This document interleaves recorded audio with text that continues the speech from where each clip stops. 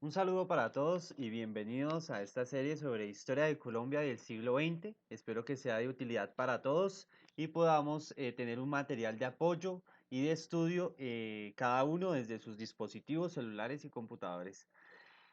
Arrancamos con esta historia de Colombia del siglo XX intentando dividir la historia de una forma en que comprendamos cada uno de los procesos y cómo evolucionaron históricamente. Entonces, esta división de la historia de Colombia comienza desde 1886 con una constitución muy conocida por todos nosotros y aquí arranca la hegemonía conservadora.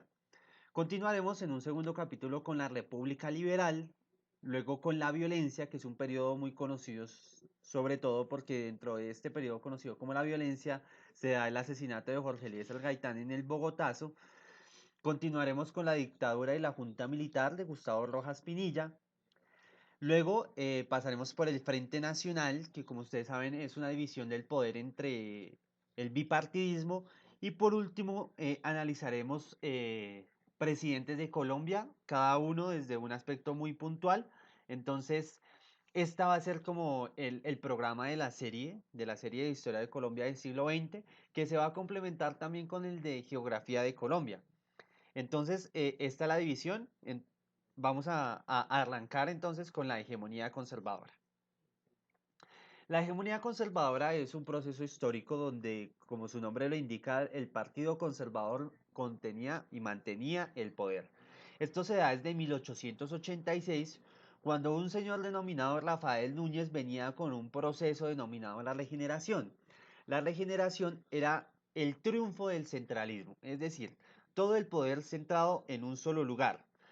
Como ustedes saben, en este momento no existían las divisiones de poder y habían una serie de problemáticas acerca de que muchos de los departamentos de Colombia querían independizarse, además de que habían muchas pugnas dentro de los territorios colombianos, lo que llevó a Rafael Núñez pensar en que si todos nos consolidábamos como una sola nación, un solo himno, un solo escudo nacional, pues íbamos a ser colombianos con una sola nación y con una sola consigna frente a los demás países y frente a nuestra propia independencia.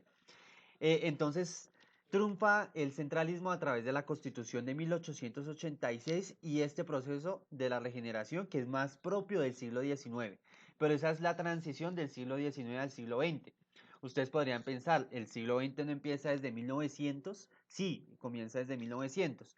Sin embargo, aquí estamos analizando son los procesos históricos y para tal, pues arrancamos desde 1886.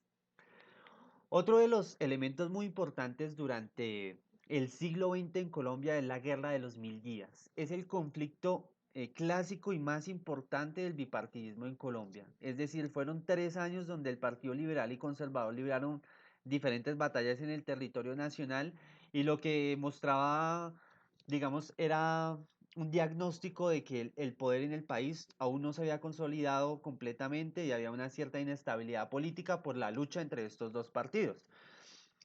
Mientras se daba esta lucha, Colombia perdió el territorio de Panamá. Este territorio Colombia ya le había invertido cientos de vidas intentando hacer un canal con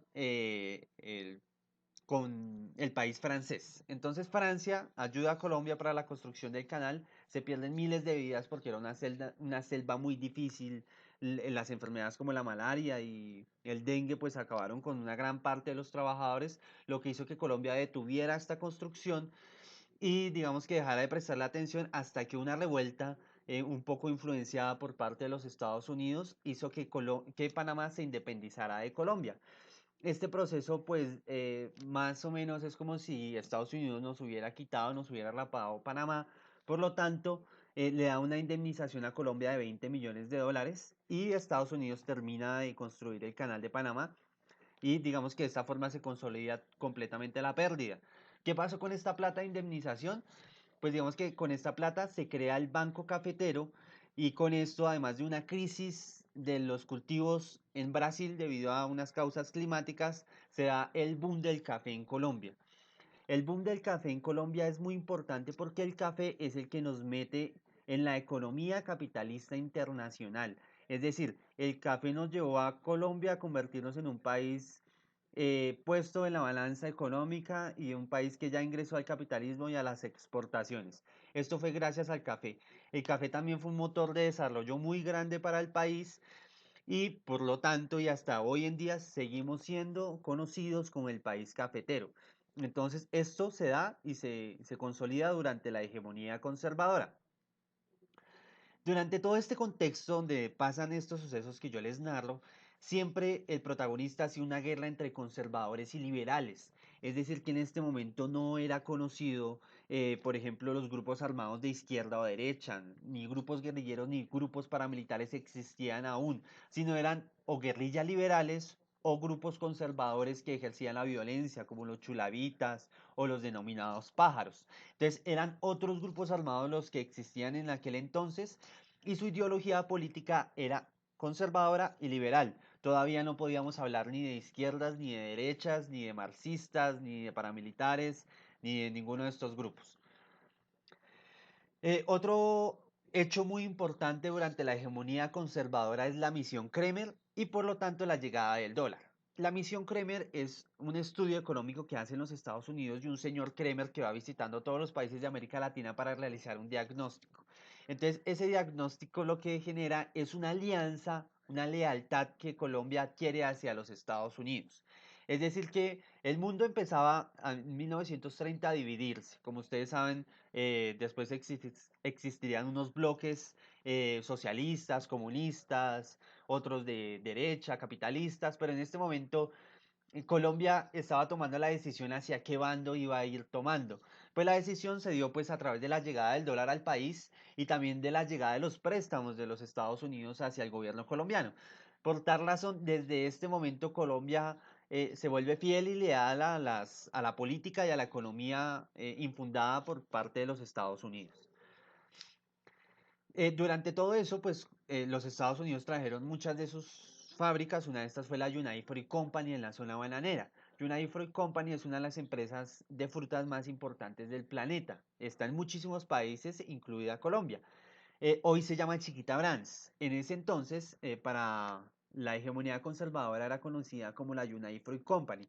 Ella tenía una fábrica en zona bananera, que es un municipio de Colombia, al norte de Colombia, y en zona bananera, ellos tenían una serie de trabajadores y los trabajadores estaban muy inconformes porque no tenían ninguna prestación, ningún tipo de salud o ningún tipo de garantías laborales.